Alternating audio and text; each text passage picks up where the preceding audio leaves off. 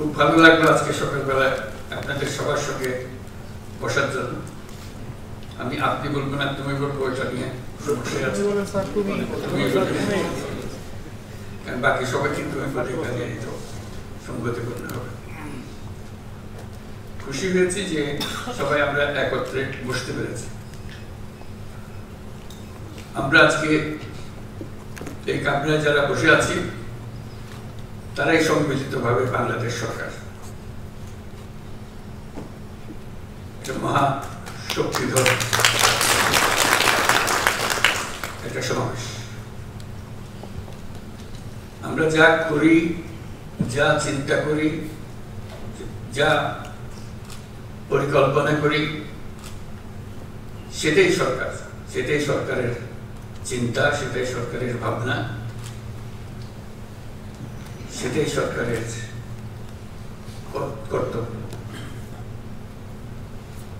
কাজেই মহাশক্তি নিয়ে আমরা কি কাজ করব, কি কাজের জন্য আমরা তৈরি, কি কাজে আমরা সফল, কি কাজে আমরা বিফল, সেগুলোই আজকে সমাবেশের আলোচ্য বিষয়। সেখানে কাউকে স্তুতি দিয়ে সময় নষ্ট করার কোনো সুযোগ নেই। এই স্তুতি বাক্য পরিহার করার আমরা একটা সিদ্ধান্ত নিলাম। যে কোনো সভা সমিতিতে স্তুতি বাক্য এটা খুব অগ্রহণযোগ্য জিনিস বলে আমরা চালু করব। আমরা বলছি এটাই সরকার। এটাকে যদি অন্যভাবে বলতাম যে বাংলাদেশে যা কিছু করণীয়, সেই করণীয় দায়িত্বে আমরা সবাই আছি। এমন ভাবে যেমন চিন্তা করুন, আমরা একটা খেলা, ক্রিকেট খেলা কি ফুটবল খেলার খেলোয়াড়। আমাদের আজকে এই খেলোয়াড়দের সমাবেশ, প্রস্তুতি নেওয়া যে আমাদের স্ট্র্যাটেজি কি হবে, আমাদের অবজেক্টিভ কি হবে, আমাদের কার কি করণীয়, এগুলো ঠিক হয়। আজকে যে সময়টুকু আমরা পেলাম সবাইকে একত্র করে, সারা দেশের থেকে সবাই এসছে তোমরা, এটাই ঠিক করা। আমরা টিম হলাম কিনা, যদি এটা বাংলাদেশ সরকার হয়ে থাকে, বাংলাদেশ সরকারকে একটা টিম হতে হবে। এটা টিম ওয়ার্ক। এটা এমন না যে আমি আমার মতো করলাম, ওর মতো করলাম, এটা হয় না, কোনো কাজই হয় না। টিম গঠনের জন্য যখন একত্র হয় তখন টিমের কি কার করণীয় সেগুলো নিয়ে আলোচনা, কার ঘাটতি আছে, কাকে তোমার কারণে আমারটা নষ্ট হচ্ছে। খেলা হলো একটা সামগ্রিক জিনিস। একজনের ভুল কাজে পুরো টিম তার সাফল্য থেকে বঞ্চিত হয়। কাজে আমরা কেউ যেন এমন কোনো ভুল কাজ না করি যাতে করে পুরো টিমের সাফল্য ব্যাহত হয়, আমাদের গন্তব্যে পৌঁছা ব্যাহত হয়। এটা নিয়ে আমাদের আলোচনা, আমরা কি করছি। আমরা সরকার গঠনের পর থেকে এখন 6 মাস চলে গেল। এটাকে আমি বলছিলাম যে এটা আমাদের প্রথম পর্ব। আয়োজন করার জন্য যে সময় লাগে, অনেক ভুলভ্রান্তি হয়েছে আয়োজনের সময়। এখন সেগুলো ঠিকঠাক করে আমরা পুরো খেলার জন্য এখন প্রস্তুত। সেই প্রস্তুতিটা আমাদের হলো কিনা, না হলে কি কি ঘাটতি আছে সেগুলো ঠিক করা। আমি অন্যভাবেও চিন্তা করছিলাম কথা বলে শোনার সময়। এটা যদি কোনো বড় কোম্পানির এক্সিকিউটিভদের একটা বৈঠক হতো, তাদের যারা শরীক হচ্ছে তারা কি বলতো, নিশ্চয়ই ম্যানেজিং ডিরেক্টরের প্রশংসায় সম্মিলিত হতো না। তারা বলতো আমি এই কাজ দিয়েছেন আমাকে, আমি এই কাজ করেছি, আমার এই সাফল্য হয়েছে, আমি ওই কাজ আরো এই কাজের জন্য প্রস্তুত। আমি দুভাবে দেখালাম। একটা হলো যে খেলার মাঠের খেলোয়াড় একটা হলো ব্যবসায়িক প্রতিষ্ঠানের ফিল্ড অফিসারদের তাদের বক্তব্য। সরকারের যে খেলোয়াড় যারা আমরা আছি তাদের এই ভূমিকা ওই দুই গোষ্ঠীর মধ্যে কোনোটার মতো হতে হবে, যে আমরা কি করছি, কি করার দরকার, কোথায় আমরা আটকে যাচ্ছি, সেগুলো নিয়ে আলোচনা হবে। নিশ্চয়ই আজকে উদ্বোধনী অনুষ্ঠানে হয়তো হচ্ছে না, অন্য সময় হবে। তো সেখানেও আমাকে প্রধান অতিথি বলাতে আমি একটু কষ্ট পেলাম, যেন আমাকে বাইরে রাখা হলো এই খেলার মাঠ থেকে। হওয়া উচিত ছিল তো আমার খেলার ক্যাপ্টেন, কিন্তু আমার করলে অতিথি। আমি অতিথি হিসেবে বক্তব্য রাখতে চাই না, আমি ক্যাপ্টেন হিসেবে বক্তব্য রাখতে চাই।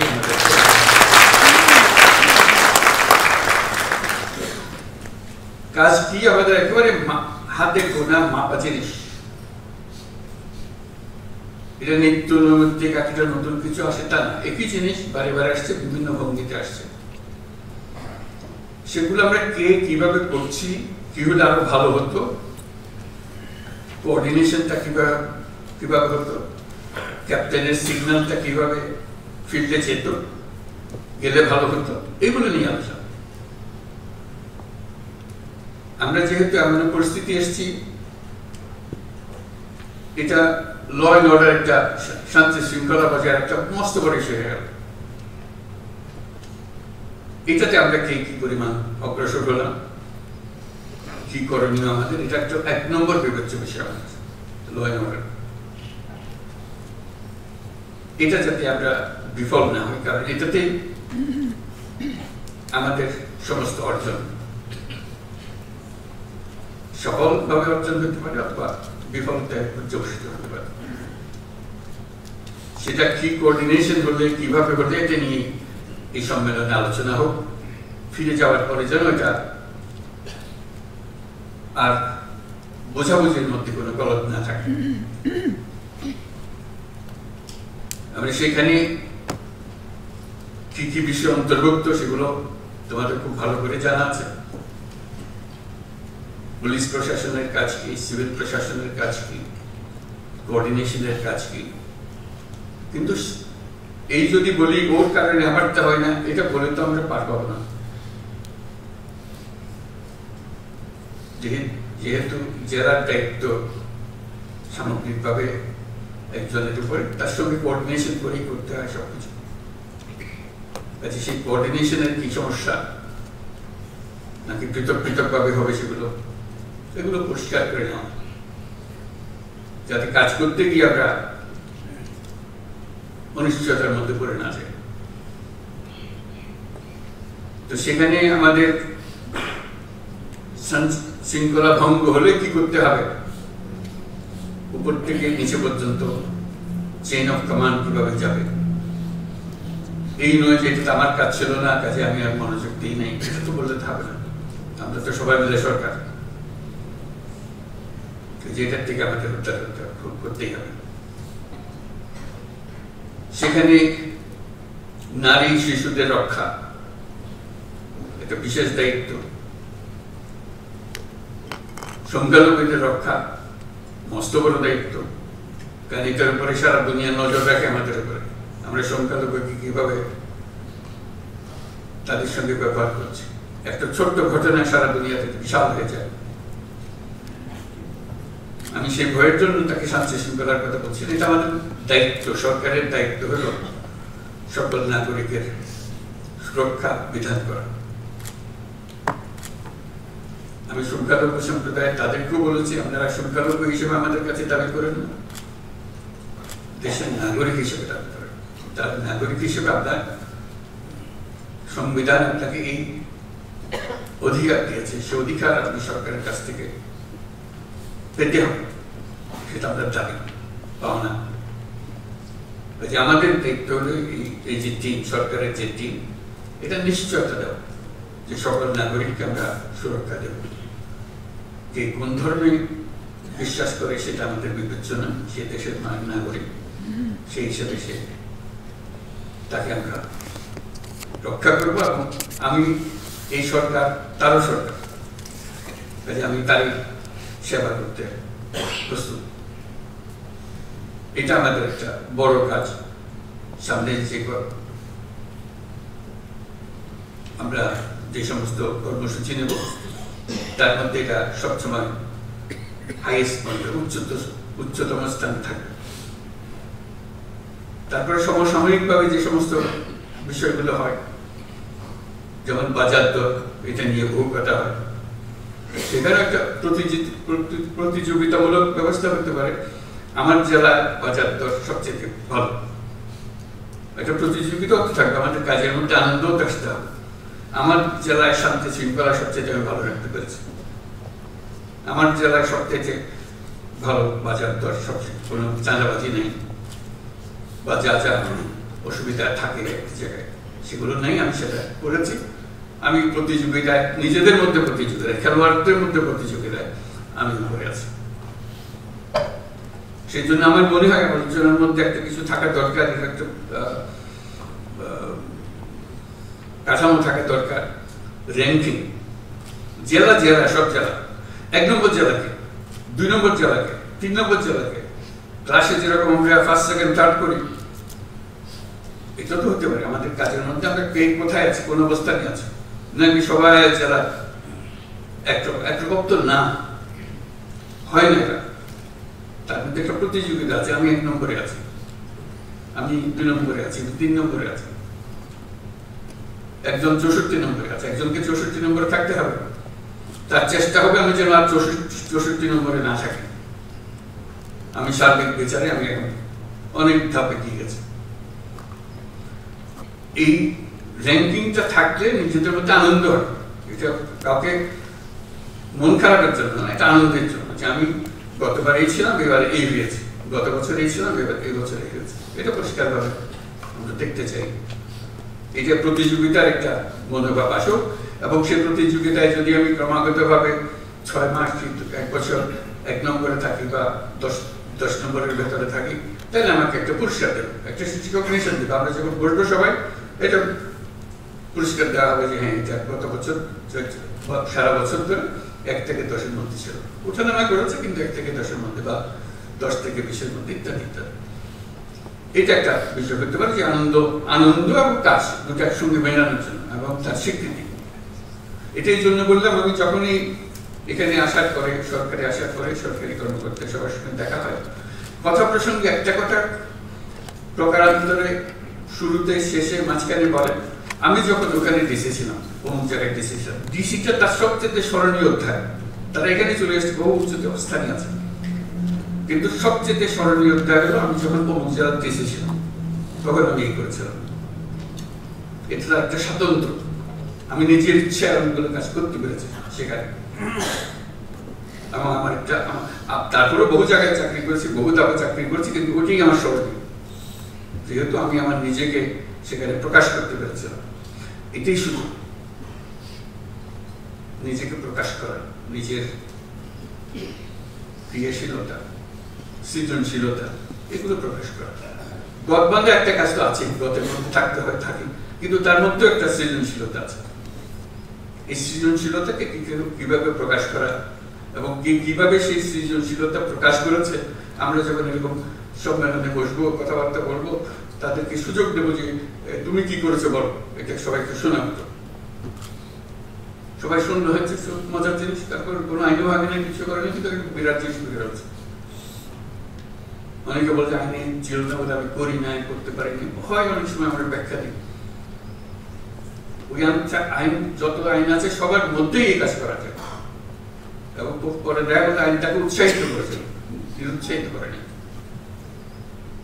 ওই জিনিসটা দেখি খেয়াল রাখা, যে আমাদের এই জেলায় আমাদের যে সময়টুকু, সেই সময়টুকু যতটুকুই হোক একটা স্বল্প সময়, আমার কর্মজীবনের একটা স্বল্প সময়, কিন্তু যে বললাম এটা স্মরণীয় অধ্যায় হতে পারে যদি আমরা করতে চাই, যার যার মধ্যে করতে চাই। আমরা অনেক সময় এখানে বসে, ঢাকায় বসে অনেক সিদ্ধান্ত নিয়ে, সেটা জেলা পর্যায়ে গিয়ে কিভাবে প্রকাশিত হয়, কিভাবে এটা ইমপ্লিমেন্টেড হয় জানার কোনো সুযোগ থাকে না আমাদের। যেমন আমরা বারে বারে কথার মধ্যে আসি জন্ম নিবন্ধন, এটার কোনো মা বাবা আছে বলে আমার মনে হয় না। নিয়ম আছে কিন্তু মা বাবা নেই। আমি মধ্য বয়সে কিংবা শেষ বয়সে কোথাও যেতে একটা পাসপোর্ট দরকার, পাসপোর্ট করা হয়নি, জন্ম নিবন্ধন নাই বলে জন্ম নিবন্ধন লাগবে, আমার আপনাদের জন্ম নিবন্ধন কে করতে জানিও না, ইত্যাদি ইত্যাদি। কিন্তু পাওয়া যায়, পয়সা দিলে ঠিকই চলে আসে। পয়সা দিলে যখন ঠিকই চলে আসে তাহলে পয়সা না দিলেও আশা করে। এই সিস্টেমটা আমরা করতে পারছি না। এটা তো একজন নাগরিকের অবশ্য প্রাপ্য, আমার জন্মসনদ। সরকার ব্যবস্থা করতে পারে নাই বলে অজুহাত দিয়ে তো চলবে না, নিশ্চয়ই ব্যবস্থা আছে, কিছু একটা করতে হবে। ওই যে বললাম যে যে টাকা দিলে করে দিতে পারে সেটা সরকার কেন পাবে না? তাহলে আমাদেরকে সেই ব্যবস্থা করতে হবে। জন্মসনদ তার প্রাপ্য যে কোনো সময় যে বয়সে চায় তাকে দেওয়ার ব্যবস্থা করতে হবে। কি করতে হবে? ওই যে বললাম সৃজনশীল হতে হবে, এটা থেকে আমরা নিয়ম বের করতে হবে, কারণ ওইটার উপরে সমস্ত কিছু নির্ভর। সেই জন্মসূত্রে আমি বাংলাদেশে এটা একটা প্রমাণ, তাদের প্রমাণ। এই দলিল দিয়ে আমি ভবিষ্যতে যা কিছু করি। ওইটা না হলে এনআইডি পাওয়া যাচ্ছে না, এনআইডি না হলে পাসপোর্ট পাওয়া যাচ্ছে না, সব আটকে গেল সব। আমরা বলছি যে এটা সবার একই সঙ্গে তার সমস্ত কিছু হতে হবে। যদি আমার জন্মসনদ থেকে থাকে তাহলে আমি এনআইডি পাবো। এগুলো এখন অনলাইন পাওয়ার কথা, আমরা অনলাইন পাচ্ছি কিনা? পাসপোর্ট অনলাইন, এখন ই পাসপোর্ট হচ্ছে কিনা? এখনো দেখি ওই এমআরপি করছে। কেন হচ্ছে? আইন তো আছে। আমি বলছি রাতারাতি সব হয়ে গেছে, এটাও আমি আশা করি না। শুরু তো করতে হবে সেই কথার কাজটা করা, যে আমার এখানে আমার জেলাতে এমআরপি আর হবে না, এখানে সব ই পাসপোর্টে নিয়ে যেতে পারবো। যেহেতু আমাদের এই টিমের কাজ, যে টিম এখানে আমরা বসে আছি, এখানে আইন বানানো হয়, এটা আইন খাটানো হয়, নিয়ম মানা হয়। এগুলোতে আমরা কিভাবে যাবো? একটা থেকে একটা আমরা উত্তরণ কিভাবে করবো? বলছে যে এখন জমি রেজিস্টার করতে পারছে না, অমুক করতে পারছে না, কর দিতে পারছে না, সব এখানে আমরা সব শুনছি যে সব অনলাইনের ব্যবস্থা হয়ে গেছে। হয়ে যদি যায় সেটা বাস্তবায়ন হচ্ছে না, কৃষি আটকে গেলাম কেন? এখনো জমির রেকর্ডপত্র আমরা অনলাইন পাই না, করতে পারি না, জমিকে বেচা কিনা আমরা করতে পারছি না। কি কি প্রত্যেকে আমরা ভূমি মন্ত্রণালয় বলছে যে আমরা সব করে ফেলছি, কিন্তু ইমপ্লিমেন্ট করতে পারছি না, ধীরে সুস্থ হচ্ছে। কেন হচ্ছে? এটি হলো আমাদের অপারগতা। খেলোয়াড় হিসেবে আমরা সেই কাজটা করতে পারছি না। সেই খেলোয়াড়ের যোগ্যতা অর্জন করতে হবে, যে আমাদের অনলাইন যেগুলো হয়ে গেছে, অনলাইনের সিরিজ হয়ে গেছে, অসংখ্য জিনিস অনলাইন। এটা কিন্তু এখানে বিল্ডিং এর প্রতি বসাব, দেশে হবে, দেশে না হলে এটা করে লাভ থেকে এই জিনিস করে গেল যে আমরা এটা দেশে অনলাইন মানে কোনো অনলাইন, আর কিছু থাকবে না। সেটা বলে রাতারাতি করতে পারবো না, রাতারাতি হবে না, তো সেটা আমি বলি না, কিন্তু একজন ফার্স্ট হবে, এটা করে বলছি। অনলাইনের জন্য এক জেলা ফার্স্ট হবে না, আমি সবটা করে ফেলছি, অথবা আমি ই পাসপোর্ট করে ফেলছি, এটা 100% আমাকে। আমি জমির যত কাজ আছে সব অনলাইন করে ফেলছি, ফার্স্ট হয়েছে। এটা তো হতে পারে, আমি সেকেন্ড হতে পারি, থার্ড হতে পারি, আমি লাস্ট হতে পারি, হবে না সে কথা ঠিক না। যাদের মধ্যে হয়েছে তারা কে কোন স্তরে আছে, এটাতে আমার যোগ্যতা, আমার কৃতিত্ব। এই বয়সে আমি দেশের এই টিমে, গভর্নমেন্ট সরকারের টিমে যুক্ত হয়ে কি কাজটা সমাধান করে দিলাম, আমার কন্ট্রিবিউশনটা কি? একটা হলো ঠিক আছে আমি করে ফেলেছি, তাদের বুঝ দেওয়া দরকার, বুঝ দিয়ে দিয়েছি, সেটাই। আর আমি কি করেছি? বুঝতে দেওয়ার বাইরে যেটা আমার থেকে সেই আমিটাকে আবিষ্কার করা, অর্জন করা, সেই জিনিসগুলো না, সেগুলো হলো চ্যালেঞ্জ, সেগুলো হলো আজকে সেই সুযোগ। এখানে কারো রক্তচক্ষুর কারণে, কারো ধমকের কারণে কোনো কাজ করার প্রয়োজন নেই, অন্তত এই সময়টুকুতে। আমি নিজের মতো করে যেটা আইন, যেটা করা দরকার, দেশের জন্য যেটা করার দরকার, সেটা আমি করব। সেই কাজে আমি ব্যস্ত থাকবো, যাতে আমি করতে পারি। আরেকটা বিষয় বলে শেষ করবো, বেশি আলোচনা করবো না। শিক্ষা, শিক্ষার ব্যাপারে বহু স্তর আছে, আমি ওর মধ্যে যাবো না।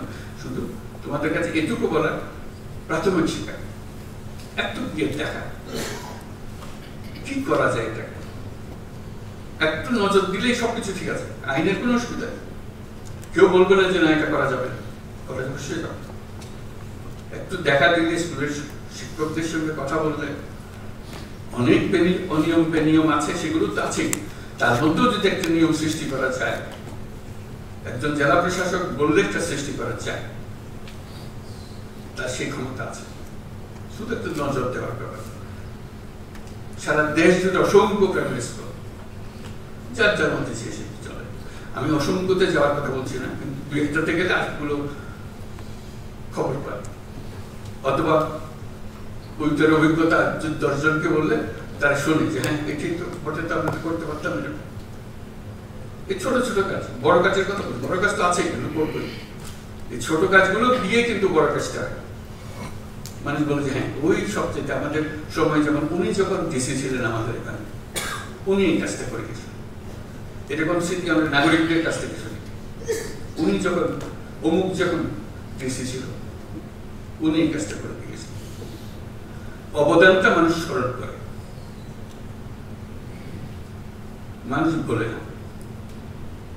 ওই যে অবদানটা হয়েছে সেটা ব্যক্তিগত, আচ্ছা এটা সরকারের হুকুমে হয়নি, সরকার সবাইকে হুকুম দিচ্ছে, কিন্তু এই ব্যক্তিগত ভাবে সেটাকে অন্য রকম ভাবে, অন্য ভঙ্গিতে নিয়ে এসছে এবং মানুষের মন জয় করেছে।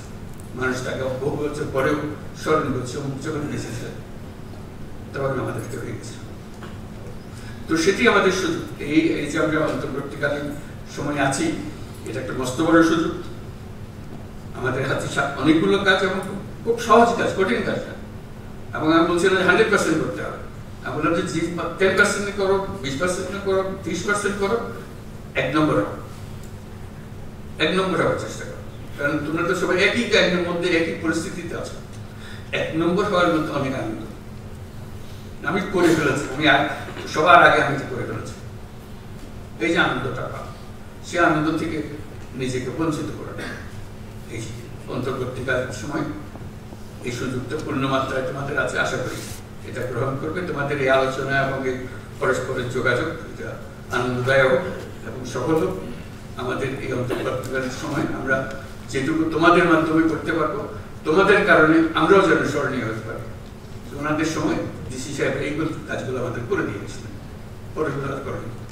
এই কথা বললে তখন মনে হবে হ্যাঁ আমাদের মনে, আমরা ওটুকু বলার কারণে আমরা করি নাই, কিন্তু বলেছি, বলার কারণে কাজটা হয়েছে। এগুলো যেন আমরা করতে পারি। আমরা আরেকটা কথা, পাসপোর্টের কথা বলতে মনে হলো, পাসপোর্ট করতে হলে পুলিশ ভেরিফিকেশন লাগে।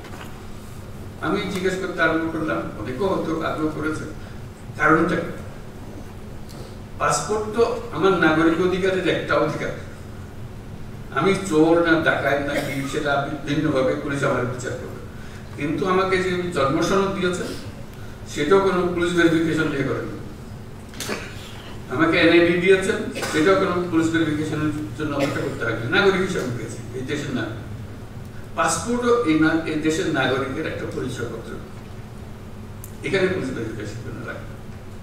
আমরা আইন করে দিয়েছি এখন থেকে পুলিশ ভেরিফিকেশন লাগবে না। সে কথাটা তারিখ দেখে মনে হলো এটা পৌঁছে নাই, পৌঁছতে তো এটা হ্যাঁ আমরা জানি, এটা আবার বলার দরকার। আমার বলার কারণে তারিখ দেওয়ার অর্থ হলে যে সুন্দর কাজ হয়েছে, তো তার মানে এই কথা পরে পৌঁছে, অথচ আমরা এখানে সিদ্ধান্ত নিয়ে বসে আছি কিছুদিন আগে। এই যে দূরত্ব, এটাও যেন না, এগুলোর কোনো কারণ নেই। বিনা কারণে মানুষ হয়রানি করা, হয়রানি করাটাই যেন আমাদের ধর্ম। সরকার মানে মানুষকে হয়রানি করা, এটার থেকে উঠে গেল। সরকার ভিন্ন জিনিস, আপনার অধিকার, আপনার অধিকারগুলো আপনার দরজায় পৌঁছিয়ে দেওয়া আমাদের কাজ, এটাই যেন আমরা স্মরণ করি। তো সবাইকে ধন্যবাদ, এখানে আমি শেষ করলাম।